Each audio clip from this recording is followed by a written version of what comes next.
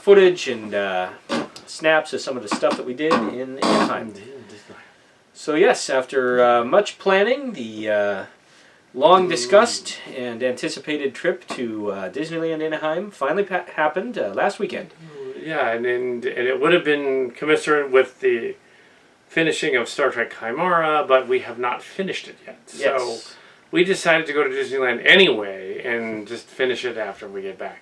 Well, it was too hot. The older camera, about 3 weeks ago, started really glitching out. And we really couldn't use it. Completely died. And now it's in pieces, and I filmed the footage of me taking it apart. Yep. But unfortunately, that was the camera that we had with us in Disneyland. And fortunately, we had two other smaller ones. Yeah, fortunately, we were able to get at least some footage. Yeah, we had. Yeah. But I was mostly doing still photography. And I was also doing stills and some footage. Yeah, I was just sort of trusting that the video camera was still functioning. We thought we were getting footage. So we'd have the camera out. We're like, oh yeah, here comes the parade. Look at this. Here comes Mickey and all this stuff. Turns out like none of that actually was usable or even exists. Most of it just sort of glitched out on the camera. Thingy. The actual light parades, though, I did with the cell phones, so they're fine. Yeah, so we do have some footage to show you guys. And also the red camera, the smaller one. But yeah, we did have other cameras on hand with us. We brought the old camera merely to see if it would do anything more. Yeah. Shouldn't have relied on it at all, really. Well, ironically, this camera that we're using now would have been perfect in the park, but... But knowing how things happen to our stuff just because things happen, I said, no, let's keep it in the box and not bring. I didn't even mention it until day 2. Yeah, no. And then I said, oh, by the way, I have a new camera, but I didn't want to bring it because I figured somehow it would get lost or stolen or broken, and it'd be out $200. Yeah, so knowing what we know now, we could have just, you wouldn't have brought this one, we could have just left the other one at home. Why carry it around? It was basically a big paperweight at that point. Paperweight. Yeah. But, in any case, hindsight is always 20/20. But we did get some neat footage. We got lots of still photos. We're not going to show you all of them, obviously, but some of the highlights. And we'll superimpose what this is here. With photos going over us. Oh, sure, because, some of the stuff... Heads. Yeah, I mean, when we're talking about, say, It's a Small World, we'll show you It's a Small World. Yeah, so do we want to go on about specific days or likable moments or in a linear fashion or just out there and we just... I'd say we just wing it. Talk about it. Come on. Oh, there it goes. So yeah, this is the majesty of Los Angeles. We are in L.A. All its glory. The magic will happen. Pretty much what this town has to offer. You're looking...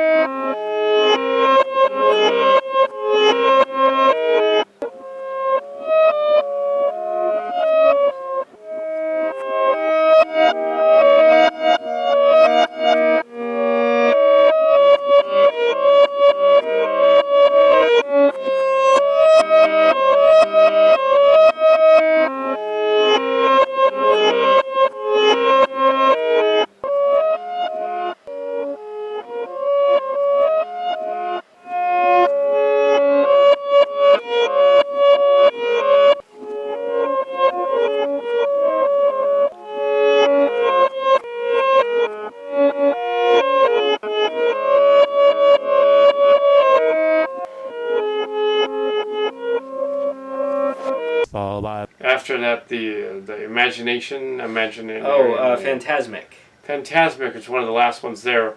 They're going to drain the lake and do some maintenance so that they can put in the Star Wars stuff. There's on the other side of the park, so they're taking out some of the... As of right now, they haven't done it yet. That's they're probably beginning taking January. Taking out part of Frontierland and part of Toontown. And they might be taking out your favorite little Chippendale treehouse. Maybe. Well, yeah, I don't know if it's confirmed yet, but the rumor is that Toontown might be next on the chopping block. Although that ride was fun. I think it was more fun than the Monster Inc. one. Oh, the Roger. Yeah, it's a lot more interactive. You can control the spin of the cab that you're in, and there's just a lot more eye candy. It's basically like Mr. Toad's Wild Ride, but just done way more ambitiously. No, we didn't go on Toad's Ride. No, it was the one dark ride we weren't able to get on, but we did. We were able to do Peter Pan, which has been revamped with some new effects. But it's still Peter Pan. They didn't add Michael Bay explosions or anything. But they improved the star effects and. The flying part. Just a lot of the eye candy looks a little better. And supposedly they're going to be doing the same for the Pinocchio ride, which will be interesting. Because a lot of the early dark rides, they're pretty old school technologically. You sort of go around a track and there'd be cardboard cutouts of the characters. And so what they did with Alice in Wonderland. The new one, yeah. It's still the same ride and you're still seeing the same stuff, but they've added actual animatronics and much more elaborate effects to replace sort of 3D holographic shit. Yeah, I mean, because when a lot of these rides were built, it was the 70s, and so they were doing the best they could at the time. But every time they put in something new, I can't wait to see what they do with Star Wars. Even though I'm on the fence as to, I'm not really all that keen about there being that much Star Wars in Disneyland, because it's, in my mind, it's kind of its own thing. I know there's always been, well, not always, but Star Tours and the Indiana Jones show in Florida, and so they've always kind of been in bed with LucasArts.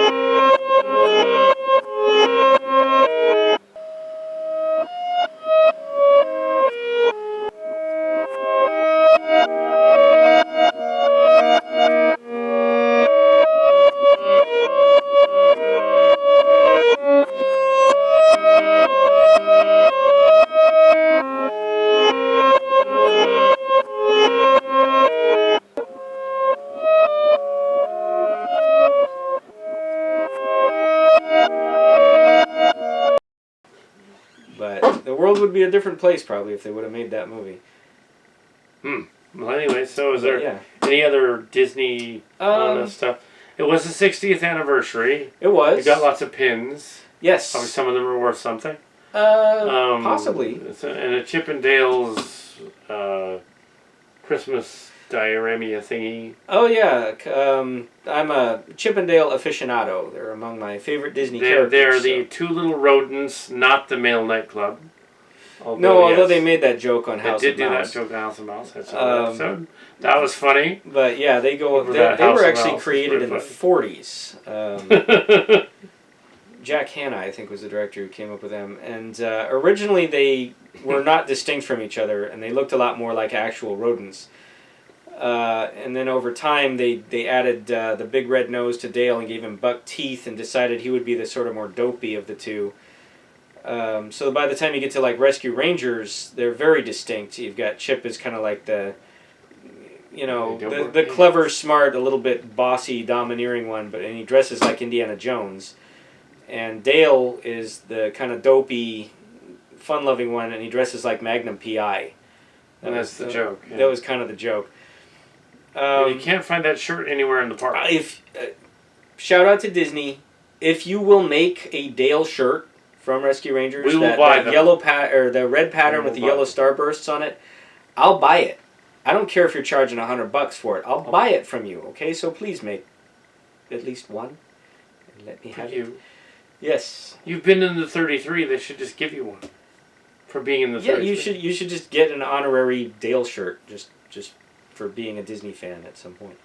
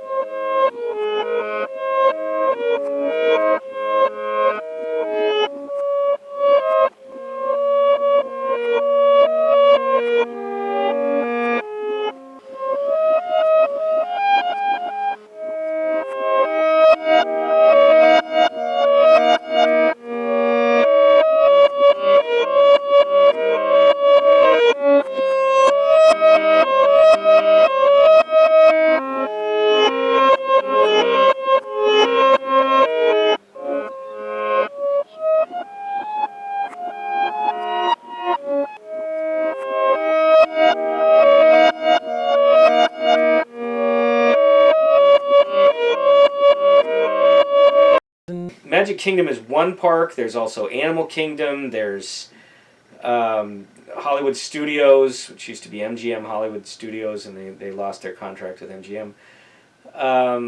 There's all these resorts. There's water parks. There's Downtown Disney is basically a downtown. It's huge.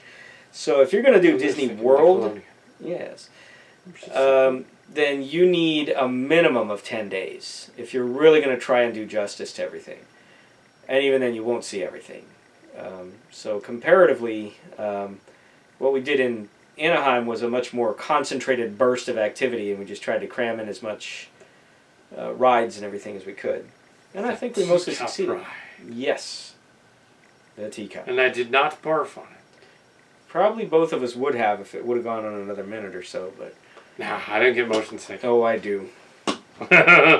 And then when I threw up on you, that probably would have done like the Stand By Me thing, and then you would have been awesome because we were spinning like really fast. On the ocean. Oh, yeah. Teenagers. Mm-hmm. Yeah. I didn't throw up on that either. Everybody else...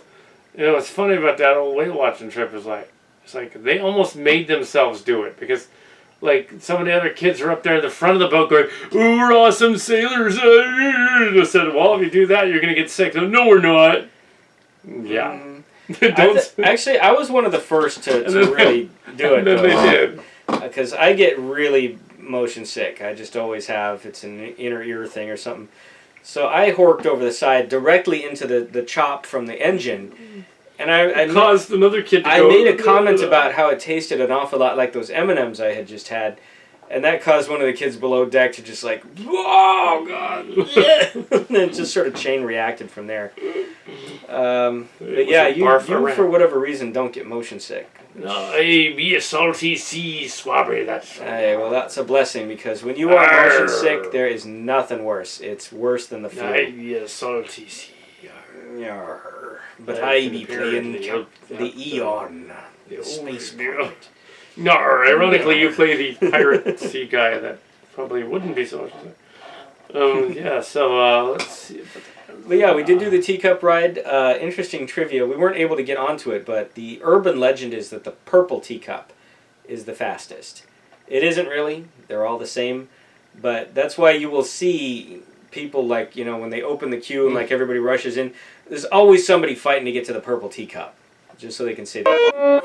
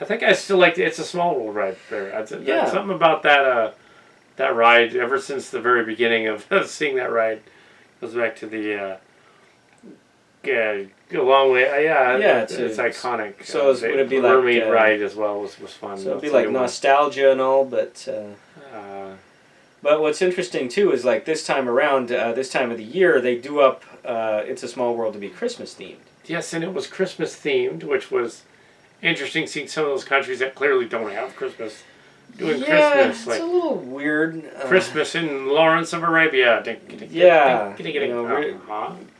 Countries where the dominant religious paradigm is not particularly Christian or Catholic, but they're celebrating Christmas anyway because it's Disney's calling the shots now. And the last time I was there, actually, I hadn't been to the park since 1992. Wow. When I was 21, and Tim and I were in the park. And we went on the iconic It's a Small World at least 3 or 4 times because it wasn't very busy.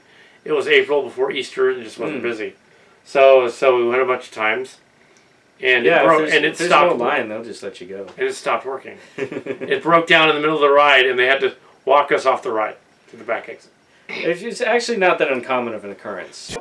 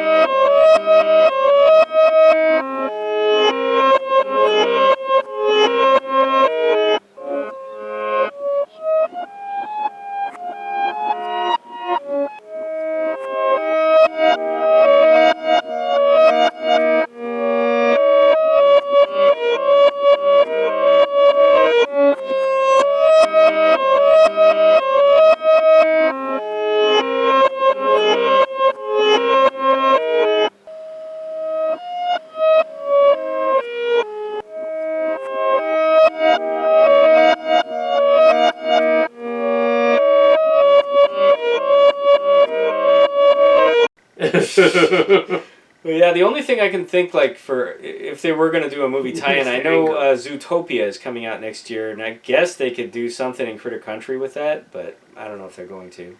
And hopefully they will eventually move the petting zoo somewhere else, so you can come back. Oh, yeah, that's one thing I was going to mention. Frontierland. One of the casualties of the new Star Wars land is they're stripping out a big chunk of Frontierland. Specifically, there's a ranch in the back. There's a outdoor restaurant that does pretty good ribs. There's a barn and the petting zoo. And the petting zoo has the most awesome, sweet-natured pygmy goats you will ever encounter. With big bellies. Yes. They're not actually pregnant, they just... No, everybody thinks, oh, no one's pregnant. So that's a boy, but okay. What? Yeah, that makes you happy. That had giblets, yeah. Well, actually, they don't. They didn't have giblets, but they do have... You do not want a dinker twinger. An unfixed male goat in a petting zoo because he will assassinate the children. He did have...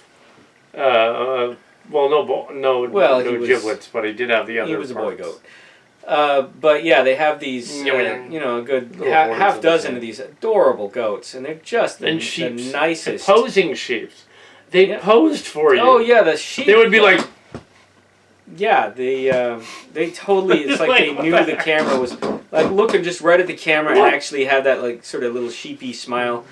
It was perfect. I'm sure we'll show you a couple of those. But yeah, so they're getting rid of the petting zoo, and I'm super bummed about that because that's always one of my go-to destinations. Is I like to, just sort of split off from the pack or whatever. Everybody else wants to run off and ride I don't know something or other and or do the shops, and I'll just hang out in the petting zoo for a good half an hour, just petting the goats and taking pictures with them and just all kinds of For me, that's R&R. And they're getting rid of the petting zoo. I have it on good word from multiple employees that what they're planning on doing with them is retiring them to I heard this too. A cast member who has already adopted several of them. I guess this particular person has the land and budget to do this.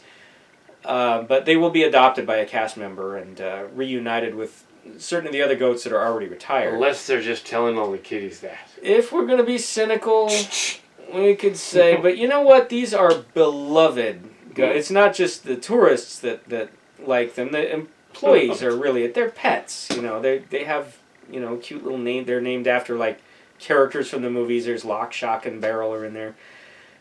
So I have to hope and believe, and this is the whole point of Disneyland, that they're being on the up and up when they say they will actually. It's not like, oh, your goldfish went to a special goldfish farm somewhere, and they actually just flushed it. Like, no, I have to believe they're going to actually do right by these critters and retire them somewhere where they will be happy. Not like all the millions of kids that watched Finding Nemo and thought, oh, I can send my fish home by flushing it down the toilet. Yeah, right into the sewage treatment plant. Because, actually that would kill Nemo. He'd be dead. Yeah, your fish even in Australia. Within a minute of being flushed, your fish is going to be quite expired. Quite dead. So don't do that, kids. So not everything you see in the movies Nemo is ride. real. And, But we did do the Nemo ride, which is actually different than the one in Florida. I had sort of forgotten, it's still pretty much what. Yeah, it's they took the old 20,000 Leagues submarine ride and just sort of retrofitted it, but they did a good job of incorporating all the findings.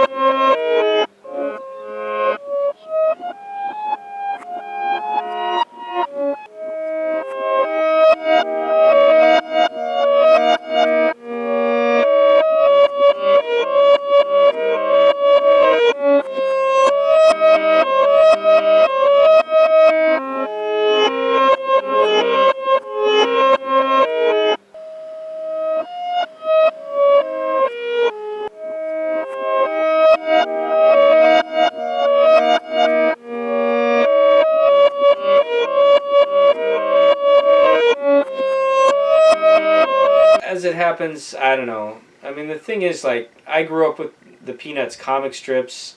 Absolutely loved them. Some of the animated specials, I mean, come on. Charlie Brown Christmas is still a classic. The Thanksgiving one is still good. Halloween, that and Christmas one are tied. People sort of forget, though, it's like, there were a lot of bad ones, too. Like, come on, the one with the little girl who's dying of leukemia or something is... What are they trying to do, get an Oscar? So yeah, let's teach kids about the grim mortality and the cold grip of death that will slowly embrace even their youthful spirit and crush them into oblivion. Speaking of death, we went on the Haunted Mansion ride. Oh yeah, and and it's done up like they're still doing the. It was still set up for Halloween, so it was the beauty of it is it's also Christmas themed, so they can just keep it that way all the way Nightmare through. Before Christmas. Yeah. And it's done up like that, so it was a little different than 2009. Mm-hmm. And yeah, Tim Burton and the stripy stockings and all that. And the ride broke down as well. And actually on the part where we were going up the thing, and they had us turned up in the little carts. Yeah, right after the hat and box then we were like this. So yeah, we were kind of uncomfortably, like, it was like we were prepping for launch in a shuttle or something. And we were stuck there for a good, like, 7 or 8 minutes. Which was actually kind of awesome. And here's a little bit of trivia about this. The original Haunted Mansion actually has a storyline, which you kind of can't really necessarily tell just from writing it. But when you read up on it, it's like it totally makes sense. So what I've read anyway is the shtick is that you're a traveler who finds your way into the Haunted Mansion, and you're being, kind of creeped out by all these ghostly things that are happening. You go into the attic, which is, the top floor of the mansion, and the scary, dead bride is there. And she actually pushes you out the window. That's why your cart turns around and reclines. That's you falling to your death off the roof. When you get to the bottom of that, suddenly you can totally see all the ghosts. You know why? Because now you're dead, and you've joined them. And so that last part is you joining the ghostly chorus. So we actually, the ride broke down for us mid-fall, so we were falling for about 10 minutes to our death. So it was like Inception. Yeah, kind of. And all we had to do was do the... I know, but it was like the car stopped in space. But yeah, I mean, it was a little uncomfortable, but yeah, I like the Nightmare Before Christmas version of the ride, but my preference is still for the classic original. What was odd is because it had so much busy stuff in the new version, like you step into the little hallway thing where the paintings stretch and all that, and I don't have ADD, but for some reason, like, all that extra busy stuff they added to it to make it look more cool, it distracted me and I didn't notice the paintings moving. I was like, did I miss that part? Yeah, you totally did. Because all that other stuff was going on, and I was just like, okay, that's neat over there, that's neat over there. There wasn't really much else to look at other than the paintings at that point. You must have been looking at the gargoyle candle holders or something. But yeah, I was like, oh, I missed it. But yeah, again, my nostalgia is for the classic ride, but it is kind of a clever thing that they do. A lot of people think Tim Burton wrote and directed Nightmare Before Christmas. He did not, actually. He came up with the storyline.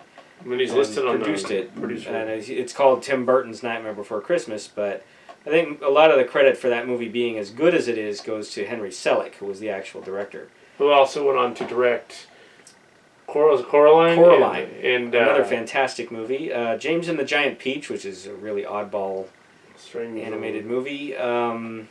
Monkey Bone, which was not the Monkey Bone best idea that they... apparently the original script was way different, and it was going to be like R-rated and all, and they ended up... it's going to be like a Roger Rabbit type of deal. Yeah, and they ended up kind of cheaping out on it. They couldn't actually rip off who censored Roger Rabbit. As far as favorite attractions, one movie that I never was able to see as a kid was Song of the South. And the reason for this, without getting too much into it, is that there's a lot of concern about its depiction in the live-action sequences of southern plantation life post-Civil War. It's based on the Uncle Remus stories about Brer Rabbit and Brer Fox. The live action stuff is like 80% of the movie, and it's about this. I think Bobby Driscoll plays the little kid, and he goes to the plantation, and there's all these sort of like former slaves. Uncle Remus is there, and without getting into it, because it's a very controversial movie to this day. Disney's attitude is, this is one of our movies. We made it. Walt was very proud of it at the time. We're never going to release it. You can't see it. We'll treat it like kryptonite. We'll just put it in a vault somewhere and not talk about it. However, interestingly, they built a ride based on the movie, or at least the parts of the movie that everybody remembers, and that's the animated sequences. Which, if somebody sings "Zippity Doo Dah" to you, they're singing a song right out of Song of the South. They don't even know it. They don't even know that that's from a movie. Most people. But yeah, it's the animated sequences in Song of the South are some of the best stuff that they did in that era. It's really wonderful, charming stuff. It's the Brer Rabbit story. So you got Brer Rabbit, and Brer Fox is trying to catch him and skin him up and eat him. And like Brer Bear is there. So that's the stuff that they based the ride on. They left Uncle Remus out of it, which is probably for the best, that there's no animatronic Uncle Remus in the ride. Bearing all of that in mind, it's a log flume ride. It's like a water ride. You start off in a log, and it starts off, you sort of go through scenes of the animated sequences in the movie. You're in the deep south, you're in the swamp. It's like the Okefenokee kind of. And then you start going up a hill, and you keep going, and you go really high up as these vulture animatronics are laughing at you about how you're about to die. And then they plunge you over the side of the embankment, and you drop, something like 90 feet. Is it 90 or 70? For its time, it was one of the highest log flume rides in the world. I think it's been topped a bunch of times over, but back when they built the ride in the late 80s, it was one of the top. Construction in '89 when we were there. Yeah, but yeah, and that's a scene right out of the movie too. The whole like scene where Brer Rabbit's going to escape Brer Fox by tricking him into throwing him into the briar patch. That's supposed to be you flying into the briar patch. So yeah, that ride, I would say, just because of the connection to the movie no one's ever the movie seen. And just I think they did a really charming and wonderful job. Actually, there's stuff in the yeah, you've seen it. There's stuff in the ride too that's not from Song of the South. It's when you get to the bottom, there's this riverboat, and there's all these other swamp critters. There's like raccoons and eagles and birds and porcupines and things. Those are actually from a now defunct attraction called America Sings. That was a circle theater that would do an animatronic animal show.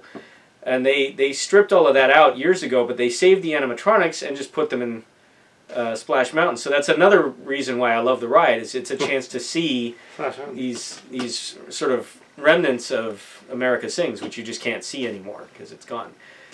Plus, I love water rides. Bunnies and foxes are always good. So it's that's probably my favorite ride. Although it is hard to play favorites because I love them all. Anyway, so same question right back at you. What was your favorite ride? Oh. I do remember Song of the South. I'm not sure if it's I think it was that movie was. I saw it somewhere. I saw it. So the only way you used to be able to see it here was film strips. Like schools used to be able to get 8mm, 16mm film strips to show. Yeah, I have it on Laserdisc. It was released in Japan and in some places in Europe, both on VHS and Laserdisc. I happened to be able to get a copy of the Japanese import Laserdisc from a Laserdisc store that was going out of business. At the time I paid $80 for it. It's worth considerably more, so I considered that quite a find. Probably wouldn't work though. Yeah, I mean, it is available out there. On VHS every now and again, somebody will throw it up on YouTube, and then their account will be banned after a week. But if you Google around, you can probably find it. It was probably a video cassette of it because I think some of the old video stores. I showed you a copy of it at one time. Yeah. But yeah, it's grade schools. Back when we were kids, way back in the olden times, used to be like, hey, it's movie day in the classroom, and they would have like this little library of partial movies or film reels, and some of the animated stuff from Song of the South used to be available that way. Maybe that's all it was. But the full movie, in its full-length form, as far as I know, they haven't released it here except, I think, once on VHS in the early 80s. Might have had that long VHS. out of print. Maybe. But yeah, Not that movie, I mean, you can go to the park, and most of the employees who work there don't even know about that movie. I was talking to this one young lady in one of the stores, because she asked me the same question, what's your favorite ride? And I said, oh, Splash Mountain, because one of the reasons is it's based on this really obscure movie, and she kind of went, oh, I think I've heard of that. But like, yeah, even the people working there don't know about it. They're not supposed to say. Exactly. It's the movie that shall not be named, apparently. But I think that's kind of a shame, if only for the animated sequences, which are really vibrant. Yeah, I think you can still find the animated stuff. Yeah, that stuff is probably, out and about on the internet. Because I remember the part where the guy is singing to the birds and stuff. Yeah, that's the part that is probably the most iconic scene in the whole movie, is the whole zippity-doo-dah thing with the blue bird on his shoulder. How do you do? Fine, how are you? Pretty good. Yeah, he was just talking to the bird. It sounds kind of dirty when you say it like that. Sure as you're born is the actual, but with the southern lyric accent, it kind of sounds a little rude. But yeah, Splash Mountains. But yeah, so Actually, that's one ride. But we did. Yeah, that was close. I think I still like It's a Small World ride there. Yeah.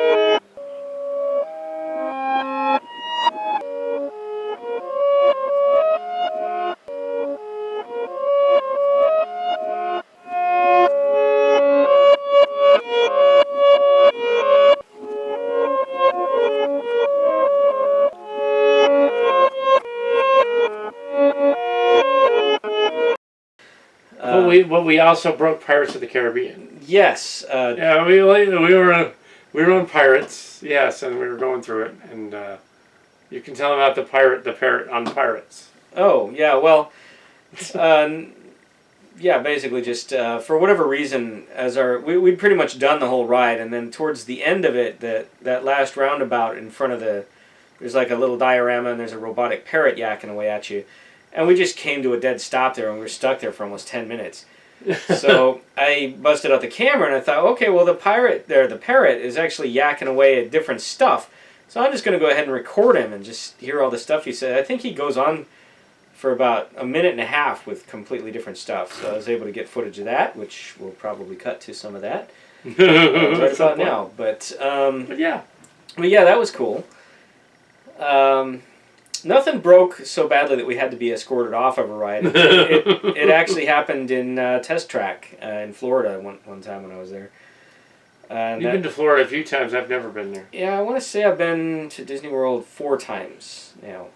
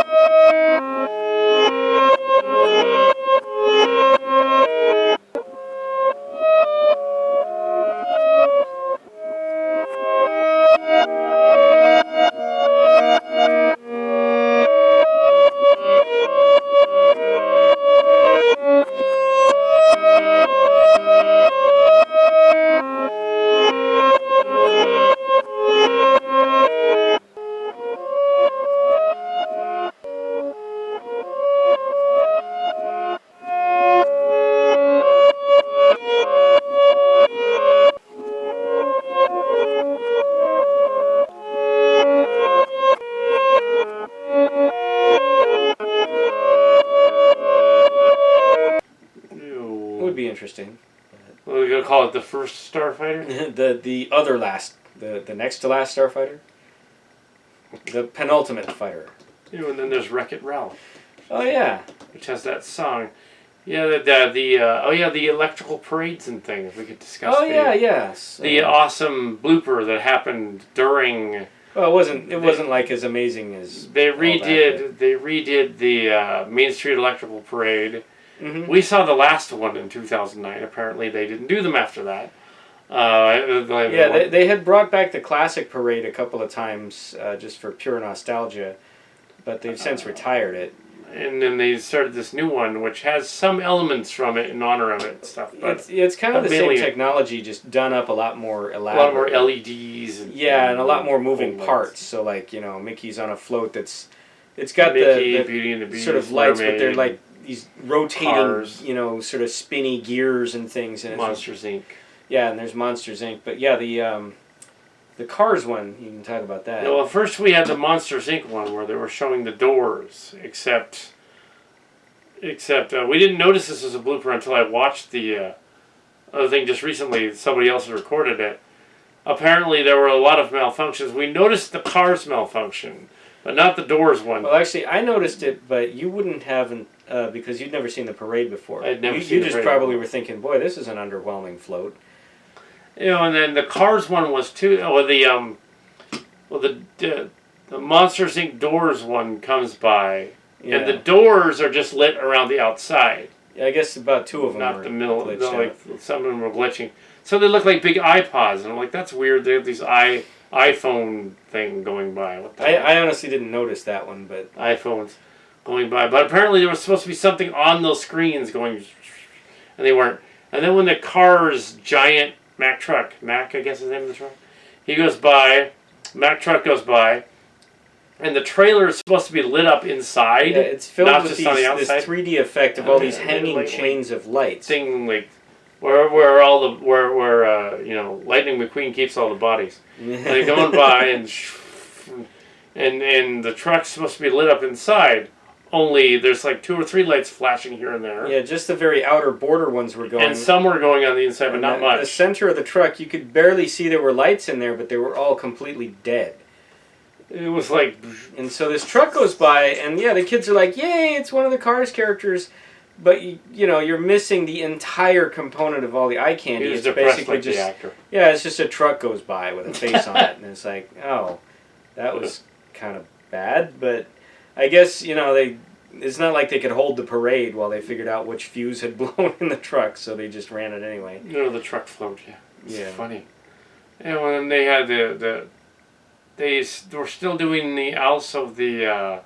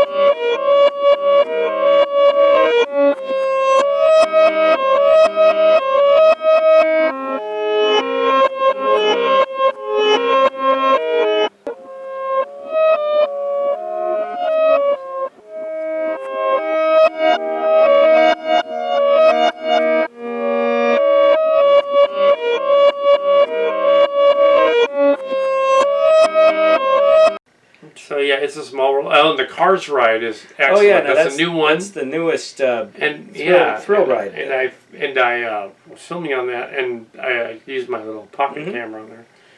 And the funny thing about that ride is, I figured it out. It isn't that the coolest thing isn't that it's a ride that pretty much imitates the cartoon, so you're in the cartoon, which is awesome, but that it's slot car racing. When you're on the track and you're like in it going like this, it's like you're on a big Hot Wheels track and you're the Hot Wheels car and you're going along on the slot track, just like when you're a little boy. It's like, oh my god, it's so awesome. Yeah, that's part of that's totally what's going on. It's like, wow, this is like, okay.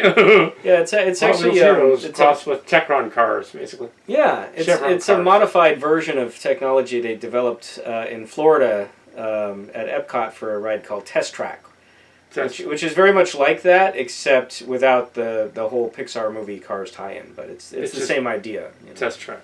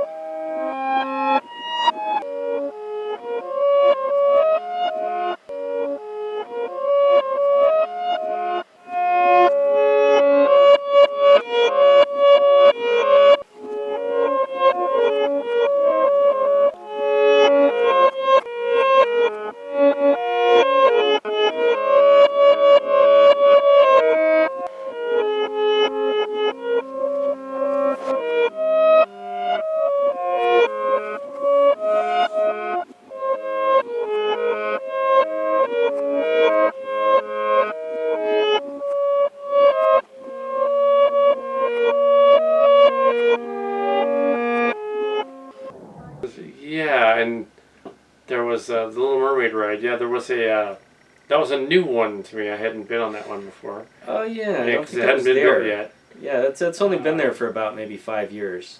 Because it wasn't built yet in 2009. Um, Buddy.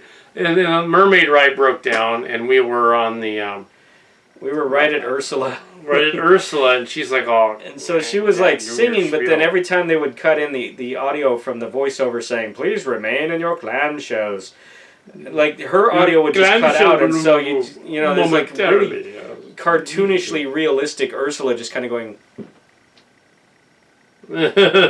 which was awesome. There was these two little kids who were apparently in the other one, and they had these bright, shiny green Mickey Mouse ears, and they were like in the car in front of us, and it was like going. It was like kind of messing up the. I don't think that had anything to do with why the ride broke down, but yeah, the.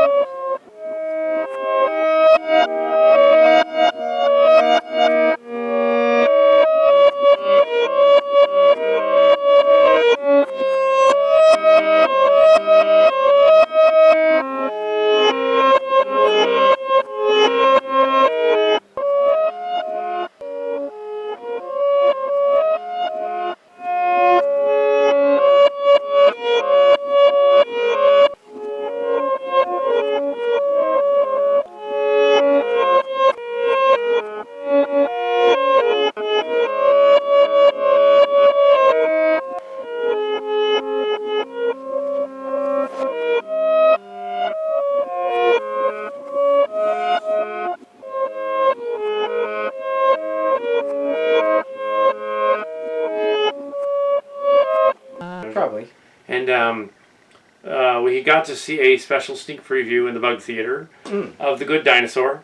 Yes. Which is the next Pixar movie. Apparently the director, you said, was fired. Yeah. And they replaced him with another director, but apparently the scenes and the visual eye candy of this is like... It's almost photorealistic. It's ridiculously like okay, now where you had Inside Out, where it was more like a cartoon, and you know that world was not supposed to be full realistic, stylized, more uncanny. This one, the vistas and everything are just like they shot footage. You'd almost think they shot live footage and then put the animals onto it later. Yeah, it's ridiculously high tech stuff. Water, right. What's interesting is the characters themselves are still kind of that Inside Out sort of cartoony. Yeah, and this weird, sort of like dinosaurs was back in the day. Yeah, except I think well, of the two, it's probably going to be the better story. Dinosaur was noteworthy mostly for a teaser trailer where the dinosaurs didn't talk, and everybody got really excited because they thought, wow, they're doing something different. It's, kind of like almost like a nature documentary, but with dinosaurs. And then the movie comes out and the dinosaurs are like, hey, come on, dudes, let's have a Disney adventure. And everyone was like, oh, never mind.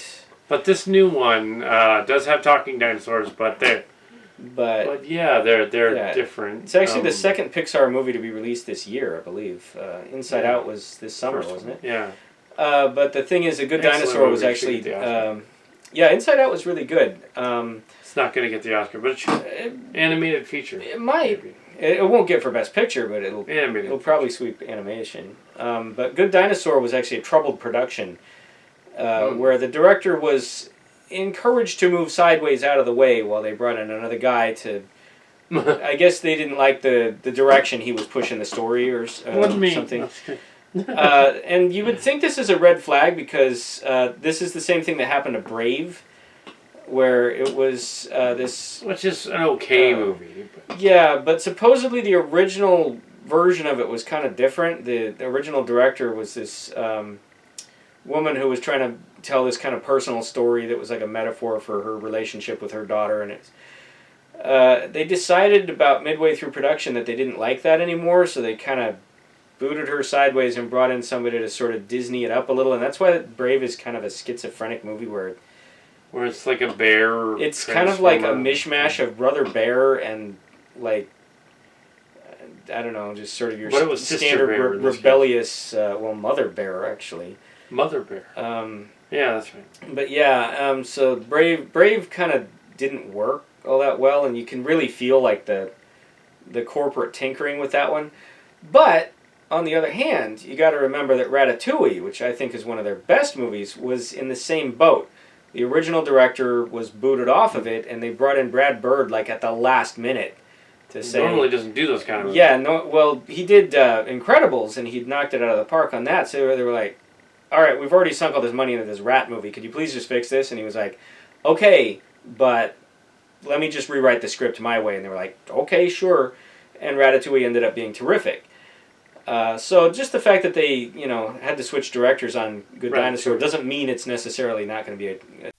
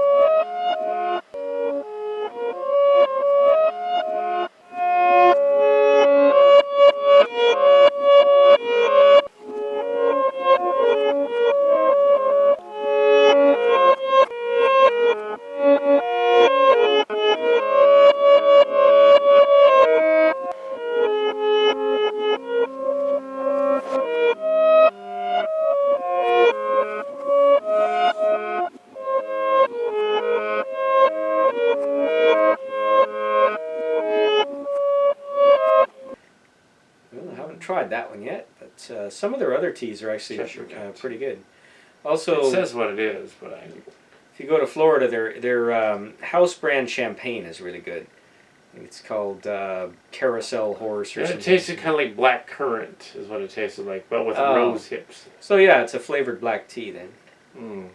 But good pick me up in the morning, I would imagine. And in the Alice in Wonderland themed nightclub and rave in the park was really cool because it was like a fake rave, so kids could dance there and adults could dance there. And it was like completely fake, except for that weird drink that you had with the ice cube in it. Oh yeah, I got this weird cocktail with like a nuclear ice cube in it.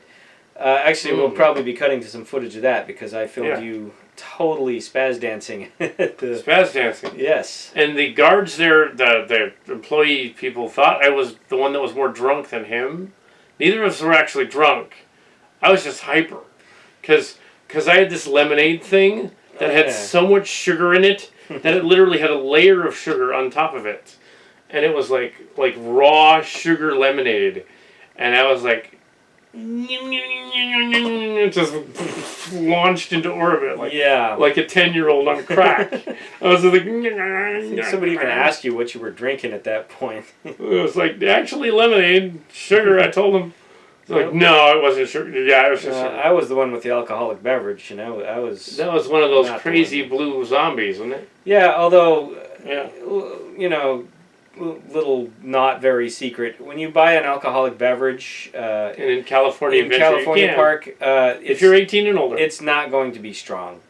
It's going to be about as weak sauce as you can get. Your best bet if you want to get anything resembling a buzz going is to get a beer. Was it 21 and older there, or 18 and older? 21. In California, it's 21. 21 and older, so yeah, 21 kids. So yeah, I mean, if you can't drink anyway, then don't worry about it. But if you're for your parents watching, if you can actually, there's no liquor license in Disneyland with the exception of Club 33. It's the one place in the park, and that was by Walt Disney's personal decree. He always intended that. I think one just because I think he thought it would be classier, but also he was probably picturing drunk tourists trashing his park. So he was thinking, all right, this isn't a carnival, so there's not going to be any alcohol. Except in Club 33, which is so exclusive that the only people who are going to be in it are not going to be drunk tourists, probably. Yeah. But when they built California, they thought... Which Walt Disney would have approved of. No, I don't think Carney rides in it. I don't think he probably would have gone for California Park. And he really wouldn't have gone for this. They were thinking, well, okay, so you can't drink in Disneyland, but... Walt wasn't even around, you know, when we were building this one, so we'll put a liquor license in. You can totally buy beer and stuff. And if you're renting an ECV, which is a motorized scooter like I was, you can literally drink and drive. You can be sucking down a beer and like swerving around like tourists and stuff. And then there's the flamingo dancer people. Back at the tea party. Yeah, the tea party thing. And the Aladdin... that was one of the last Aladdin shows. Oh, yeah, so, they're getting rid of the Aladdin stage show. Guess what they're replacing it with? Frozen. Because, of course, they are. So, look, I get it. It was their biggest moneymaker of all time. In terms of initial box office and merchandising, sure. I don't hate the movie. I think it got overplayed, but I was... that's where I was going. I think of the two movies, if you're going to compare Frozen and Tangled, I think Tangled is actually the better movie.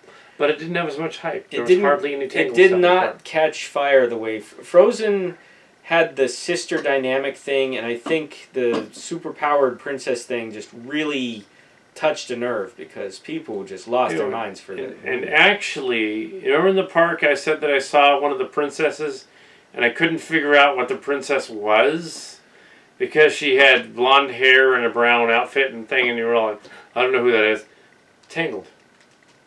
It's Rapunzel from Tangled. Oh. That's who I saw. I didn't actually see her. You were just describing her. The Tangled princess. I saw her by the Pinocchio ride and all that other stuff. And if she was like walking around, she had like hair tied up, braided up here. But it was the Tangled lady. That's who it was. Okay. And I looked at the other princesses later on a blog thing.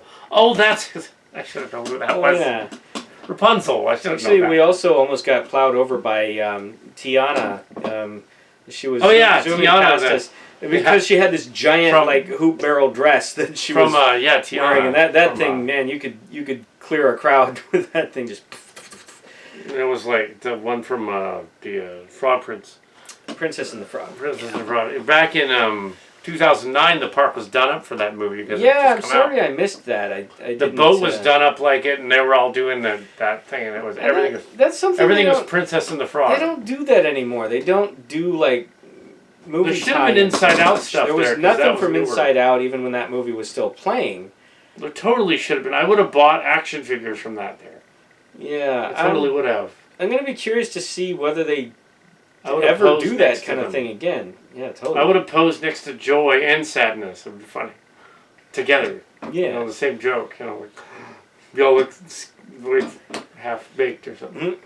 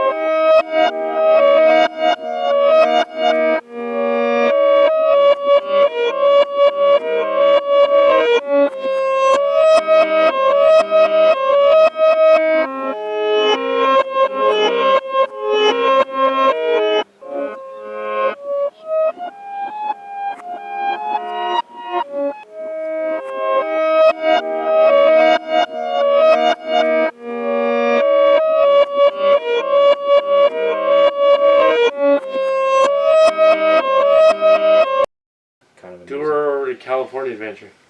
Well, I guess they can't. They can't really because there's no island in the lake in California. That's where their Paint the Night, or not Paint the Night, Yeah, no. World of Color show is.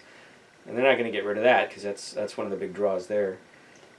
World of Color show with Neil Patrick Harris. Yes, that's their 60th anniversary World of Doogie Color Howser, show. if you remember right back in the day. Yep.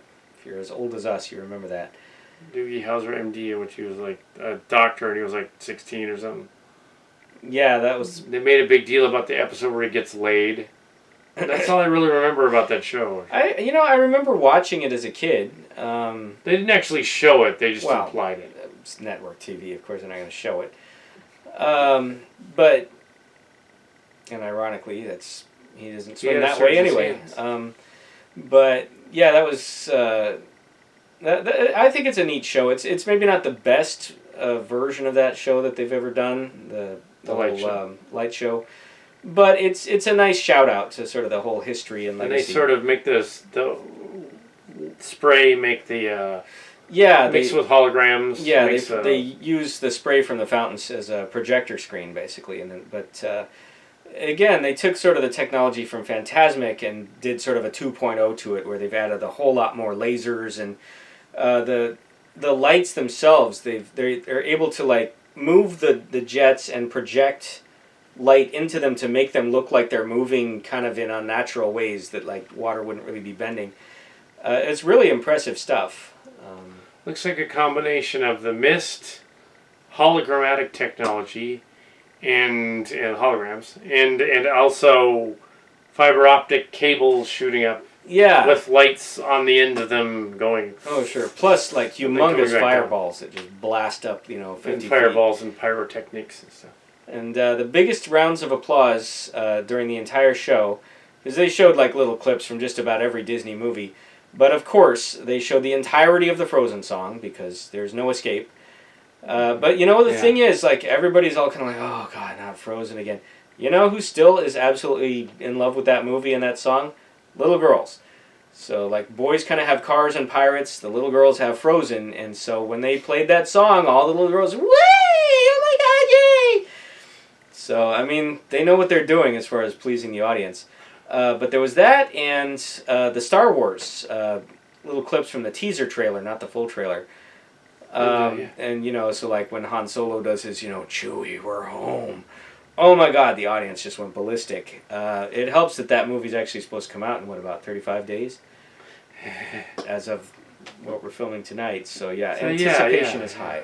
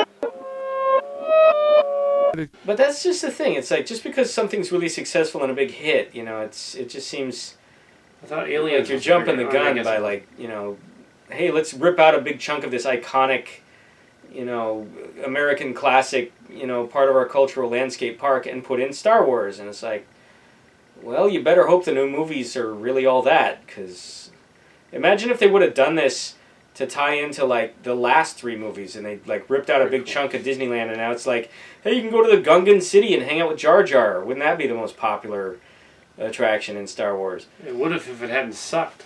Exactly. Well, now I'm pretty sure the new movies aren't going to be No, that. They but yeah, pretty hard to. They are going to do that wrong, Starbase thing. They are going to rechange the Imaginarium. We some of that footage where I recorded you was with that camera that got lost. Oh. So that's gone. That footage of you talking about what they're gonna. They used to have this thing called the that Imaginarium place. Interventions place. They've taken that inside of that out, Mm-hmm. and they're rebuilding it as a Star Wars landing bay kind of thing. Oh yeah. Yeah. The shtick there, my understanding is that it's going to be an interactive. Well, like Interventions was, you walk into a building, and there's all kind of like displays and interactive things that you can do, but it will be based entirely on the concept of the good and bad side of the Force. So like one half of the building will be the dark side, and then one half will be the light. That's the rumor that I've heard. I don't know if that's entirely true or not, but it's a neat idea. So again, even though I'm kind of on the fence about them even building this much Star Wars into Disneyland, I'm curious to see what they do, just because they've got the money and the talent to, you know, pretty much knock it out of the park as far as, you know, something amazing. So they're only draining the lake to get to the other supplies. They're going draining, to fill the lake back up, and they're probably going to bring that magic thing back, but a little bit more. Maybe. The thing that I'm hearing is they got to drain the lake for all the construction that they're going to be doing on the other side of it. Apparently, they just can't have the lake there while they're doing that. They're also planning on splitting Tom Sawyer's Island in half, I believe, is what I've been hearing. And if they do that, then if they bring back Fantasmic, it's going to have to be a different show, because the whole shtick centers around Tom Sawyer's Island. That's where Mickey is.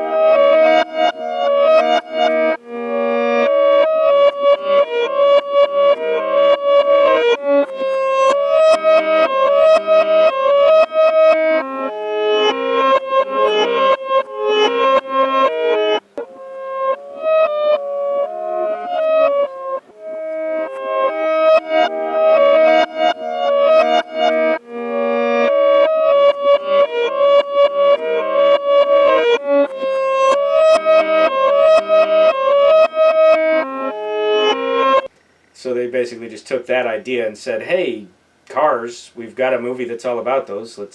And it paid off for them because it's easily one of the most popular rides. I mean, if you don't get your Fast Pass, you should go first thing in the Autopia morning too, which we didn't. But yeah, unfortunately, we just sort of ran out of time. The third day, we were trying to cram in, some last minute stuff, but well, we had to go on Star Tours on the third day. yeah, Star Tours was kind of the big priority because and I got to be the rebel. Yes, actually, we've now both been the Rebel Spy. He was the Rebel Spy 3 months ago when he went. Actually, not 3 months ago. This was a couple of years ago. The thing is, though, when I was the Rebel Spy, the ride broke halfway through our Hoth battle. I thought that was the very last time you went, or was it? No, this was years ago. That was the trip where we went to Club 33, which was awesome. Because I remember I was still a little buzzed from my mint julep. When you're in Club 33, they don't give you the mint lemonade; they give you a real mint julep. Provided you're old enough to drink one. And so then we went on Star Tours after, and I was kind of like, hoo. And I was the Rebel Spy, and then halfway through Hoth, the 3D glasses started glitching out. Like half of the deinterlacing broke, and so you could only see like half of the visuals, and it was all really glitched out, and then the ride just kind of went. They were like, sorry, the ride's broke, get off. It's like, I killed the rebellion. Apparently I was that bad of a spy, or maybe I was a double agent. Yeah. But so yeah, this time around he got to be the Rebel Spy, which was pretty awesome. We actually succeeded in apparently saving the universe.